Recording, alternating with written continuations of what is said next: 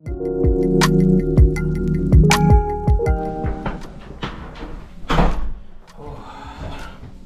of today.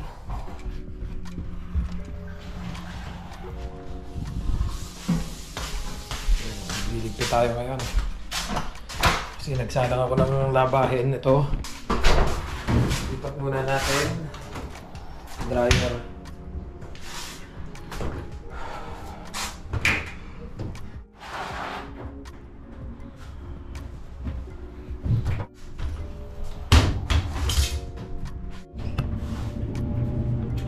Nakakatamad na naman ditong lumabas. Kaya ano, kasi laging naulan eh. Pagkatapos ng snow, ayan, basang-basa na naman lagi yung paligid.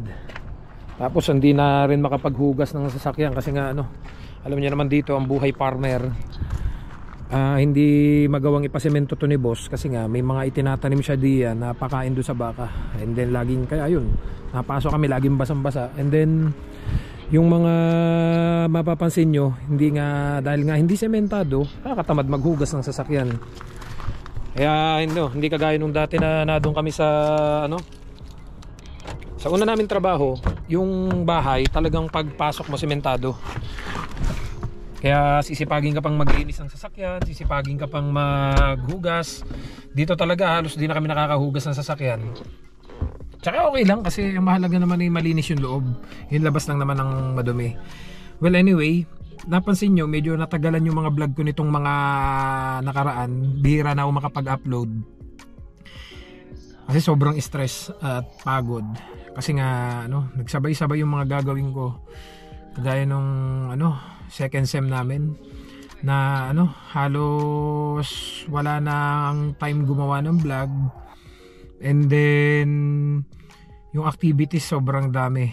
Ang dami kasing pinagagawa ng professor namin. Since malapit na yung graduation namin, ang totoo niyan wala na sana akong planong ituloy yung ano yung pag-aaral ko. Kasi lumabas naman doon sa Agri-Food Pilot na no education required na. So kaya lang nakabayad na nga din ako. At malaki na rin yung nailabas ko. Kasi hindi ko na talaga siya magawang isingit kasi nga yung schedule namin dito sa farm is nag 3 shift na. Nag-start kasi ako dito sa class na to before is 2 shift pa lang kami. And that time, gaya nga nung sabi ko doon sa mga previous vlogs natin, yung 2 shift na yon mas marami yung pahinga.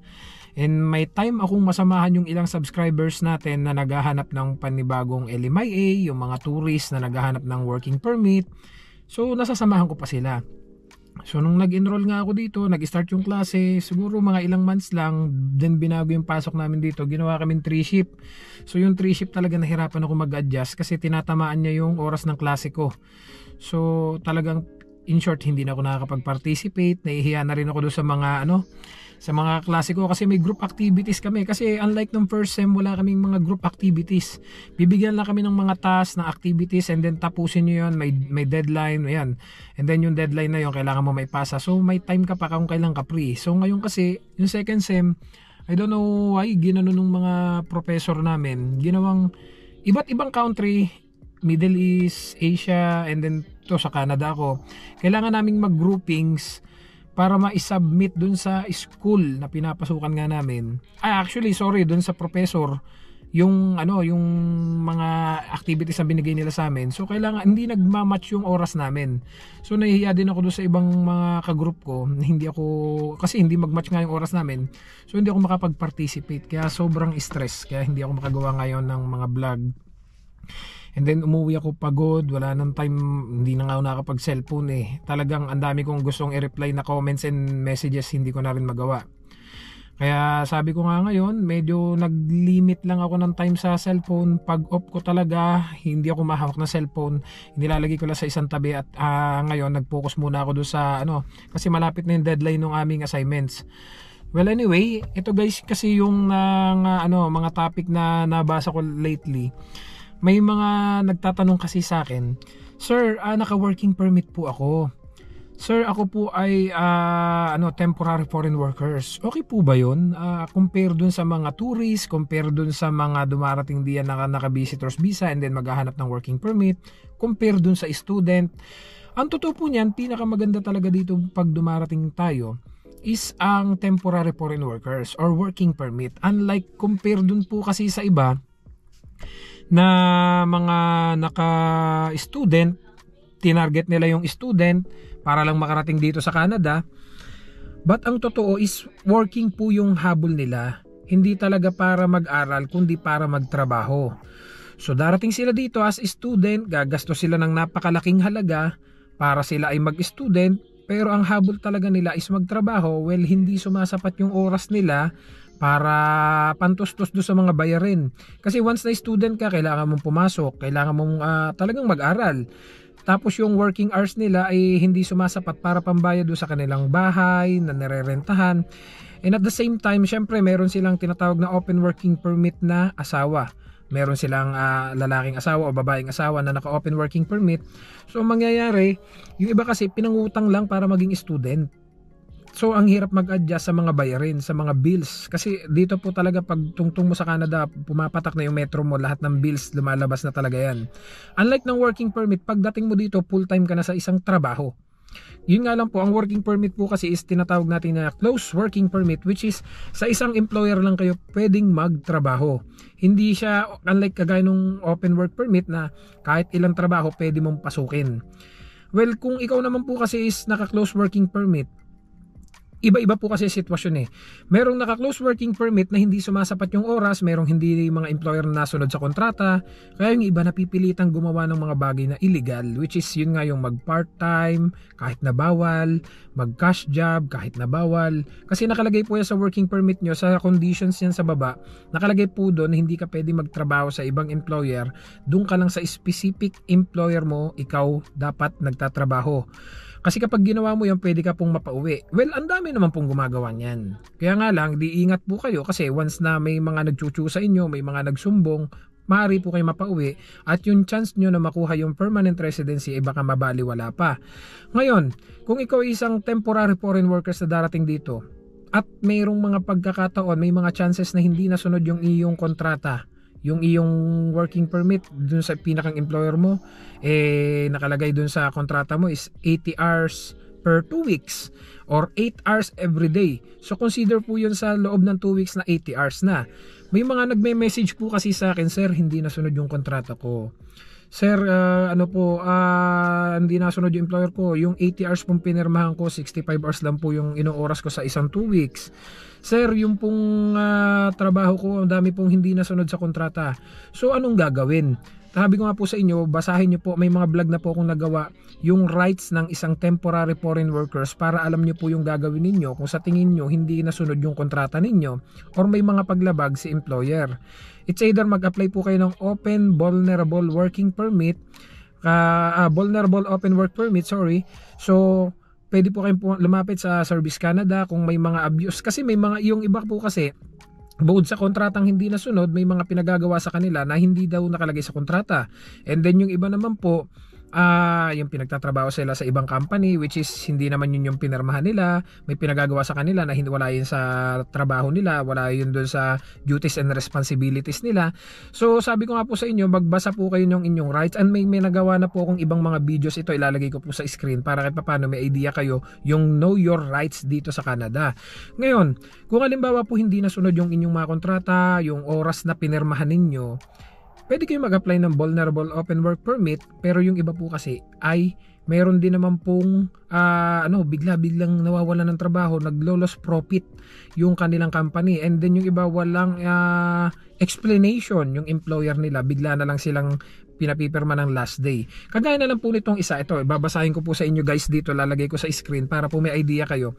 Kasi I have received this message, hindi ko na lang po ilalagay kung sino siya at hindi ko na lang i-mention yung ibang mga details para po sa protection ng kasi hindi ko po talaga ugaling yung mga nagme-message sa akin. I just want to share their experience para kahit papano mapulutan ng aral ng iba nating mga subscribers na baka ako ma-experience din nila, so they have an idea if ever na mangyari sa kanila to. So ito guys, ilalagay ko sa screen, nakalagay nga dito, sabi nga niya, nag-email siya sa akin, nakuha niyo yung email ko, then sabi niya, "Hi Sir Ferds, good afternoon po, napa-email po ako sa inyo kung paano po ang gagawin ko. Kinausap ako ng boss ko last Friday, February 2, giving 2 weeks notice to end my job with no valid explanation.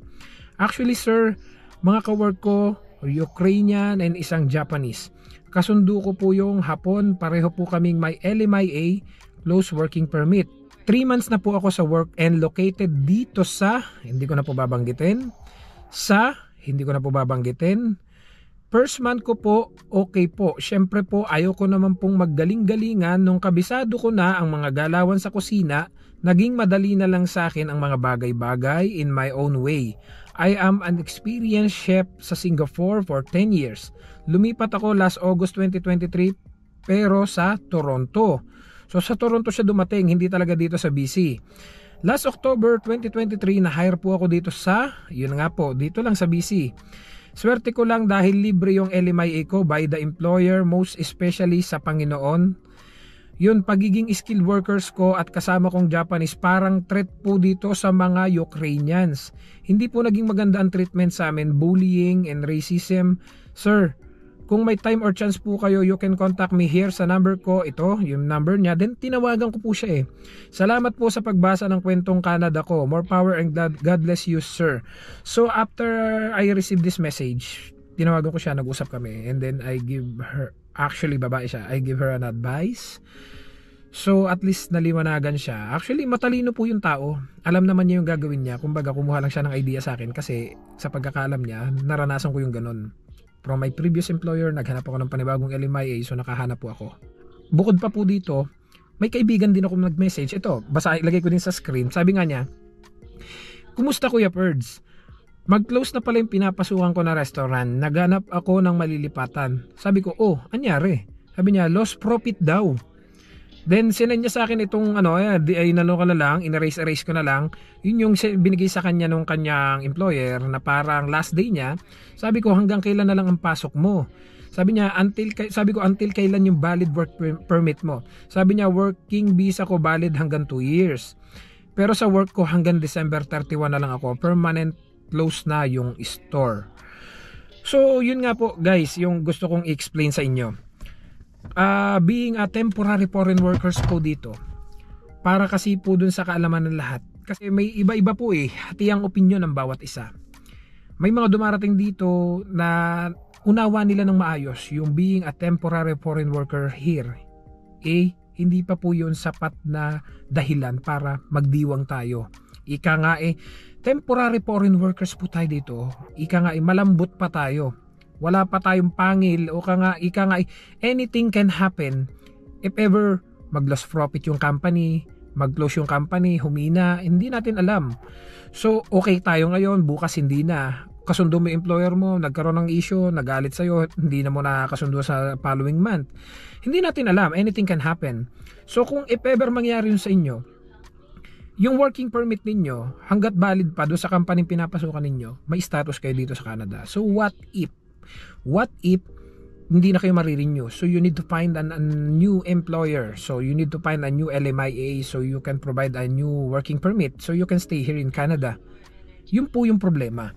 Kasi yung iba po nating kababayan naman, masyadong nagiging kampante, naka-working permit naman ako. Yun nga, as I always said, sabi nung iba, naka-working permit naman ako. Kuha akong brand new car. Naka-working permit naman ako, kuha ko ng mga ganitong bills, phone, brand new phone, etc. So ang nangyayari, pag nagkaroon ng ganito, dun sila nababaon sa utang, and then dun nagkakaroon ng problema na sa buhay nila dito sa Canada. Kung yung iba naman po kasi, unawa tong bagay na to. Alam nila na kumbaga hindi pa sila matibay habang sila ay temporary foreign workers. Even ako, alam ko po na ako'y hindi pa matibay dito. At yung iba, yun ang ginagawang basihan kung paano kanila itatrato. Temporary foreign workers ka pa lang. Ako PR na. Sa totoo lang po, hindi ko po ginaganon. Marami naman po ditong PR at citizen akong kaibigan na unawa nila yung sitwasyon.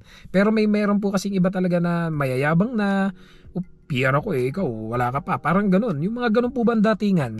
Well, hindi ko nilalayoan ko po yung mga ganun tao, yung masyadong mapang-alipusta or mapang-maliit ng kapwa. Kasi alam po natin na iba-iba naman. Lahat naman po yung iba dumaan pa din sa ganyang sitwasyon Unless yung iba ay talaga in-sponsor ng family, dumating dito PR na agad. Well anyway, yung nga po, kung kayo ay temporary foreign workers, hindi pa po yun sapat na reason para magdiwang agad.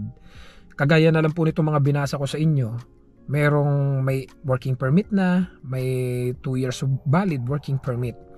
nawalan pa ng trabaho. Yung isa 3 months lang. Yung actually yung kaibigan ko ilang months na, wala pang 6 months eh. 2 years working permit siya dumating dito.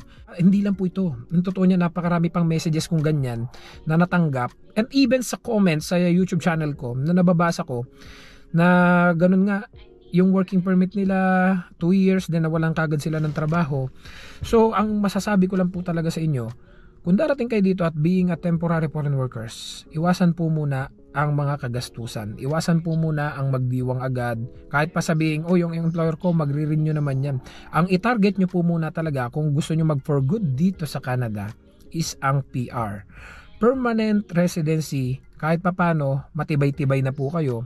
Matanggal ka man sa trabaho, mawalan ka man ng trabaho, so you can find another job. Hindi mo na kailangan maghanap ng LMIA, ng working permit. Pag na-hired ka, start na kagad. Ganun kaganda kapag tayo na PR na. So anong pinakamagandang gawin? Habang tayo ay temporary foreign workers, tayo po ay mag-ipon. Gaya na lagi ko sinasabi, savings ang pinakamahalaga dito. Sa totoo lang, hindi ka man ma-renew, you have a lot of choice. Pwede kang maghanap ng LMIA diyan. Meron ditong mga sabihin na nating mga garapal or mapagsamantala. You have no choice. Kung talagang kailangan ng pera ang paiiralin mo, kung may pera ka, mapapagana mo yung pera mo para bayaran mo na. Kung talagang no choice ka na, ika nga gipita na yung labanan, bayaran mo na yung LMIA niya. Marami po kasi dito eh. Ang totoo niya, na-disappoint ako doon sa mga consultant na nare-refer ko dati, which is dati, mura lang silang sumingil. Since dumating dito, dumagsa na yung mga tourist visa na nagko-convert into working permit, dumami na. Sabi ko, ano ba to? Sinamantala na rin ng ibang consultant na kilala ko na dati ang bayad lang sa LMIA pagpapaprocess para magkaroon ng working permit yung isang kababayan natin is inaabot lang ng 1,600, 2,000, 3,000. Ngayon, my God, 15,000, 20,000, hindi nyo po kagad-agad mababawi yan. Kahit pa sabihin, installment, may mga ganun daw po kasi yung nakausap ko sa Kuya Perds, yung binigay mong consultant sa amin, 20,000 yung hinihingi para sa LMIA. Ay, malimit po yung mga consultant na yun. Nakikita ko pa until now, ang daming pinopost na mga hiring. Sabi ko, my God, sinong kakagat niya sa 20,000 Canadian dollar, which is around 800,000 pesos para na ho kayo nag-student niyan. Gagawin ko po yan ng video sa ibang vlog. Kung mababawi nyo ba yung 20,000 Canadian dollar para sa LMIA para kayo magkaroon ng working permit, gagawin ko po yun na separate vlog para mas malinaw po sa inyo. So ngayon, ituloy ko lang itong sinasabi ko sa inyo. So kung may pera kayo, may savings kayo, kung talagang gusto nyo na at ayaw nyo umuwi ng Pinas, wala na kayong mahanap, wala kayong choice, kumbaga dead end na, may pera kayo, may savings kayo, di bahala na kayo kung gusto nyo i-grab yung mga ganon. May 10,000 Canadian dollar kayo, tapos may i-offer sa inyo working permit, at least may choice kayo. Ngayon po, kung halimbawa naman po maganda yung napuntahan nyo, nagtuloy-tuloy po yung na-renew pa kayo, so may pera kayo, may savings kayo, magagamit nyo po yung pag-apply ng inyong permanent residency, pagkuha ng family ninyo para pagdating dito may pambayad kayo sa renta kasi magbubukod na po kayo ng rerentahan na bahay, and makakakuha na kayo ng sarili nyo sasakyan kahit second hand para kahit paano pagdating ng family nyo dito hindi po kayo namomroblema sa pagsakay-sakay kasi hindi po lahat pare-pares ang dinadatnan dito. Mayroon pong magkakalayo na kailangan yung ibiyahe para makapag-grocery at madala yung family ninyo doon sa mga lugar na kailangan yung puntahan. So yun po yung pinaka-the best. Sa totoo lang po, marami kasi ditong nagme-message din sa akin na mga naka-temporary foreign workers na gusto pa rin lumipat ng trabaho. Kasi nga po hindi maganda yung nadatnan, pero wala silang choice kundi mag-stay muna. Ayoko na lang munang i-share sa inyo siguro sa darating na panahon. Even ako, kahit akala nung iba good lang, marami nagsasabi sa akin na abuse na daw kami dito kasi sa working hours nga wala na kaming mas sapat na tulog. Ang totoo niyan, lagi akong bagsak pag uwi, wala nang tamang tulog, nakakabawi na lang ng tulog. Kaya nga yung sa 2 days off ko, yung isang araw na off ko, hindi ako nagsiselfone na talaga, tinutulog ko na lang siya kasi nga po talagang ayoko na lang muna sabihin, siguro darating yung tamang panahon. Pero we don't have any choice kundi magtiyaga muna hanggang sa makuha yung permanent resident, at saka doon na kami mag-decide kung kami ba'y mag-stay or we will find a new job. Yun lang po. Kaya so sana nasagot ko yung nagtatanong, at sana tayong mga temporary foreign workers na darating po dito ay wag maging kampante para kahit papano mapaghandaan ninyo if ever nasapitin ninyo yung mga sinapit nito mga kakilala ko at ng ilan nating subscriber at itong ilang kaibigan ko na biglang nawala ng trabaho at ngayon ay kasalukuyang naghahanap ng LMIA para makapag establish ng ng status, kasi wala po silang status ngayon. Ang status nila yung pa rin valid working permit nila na hawak. They can stay here in Canada as long as valid yung working permit nila. Yun nga lang po, kapag natapos na po yun, mababakante po kasi sila ngayon kasi wala na silang pinapasokang trabaho.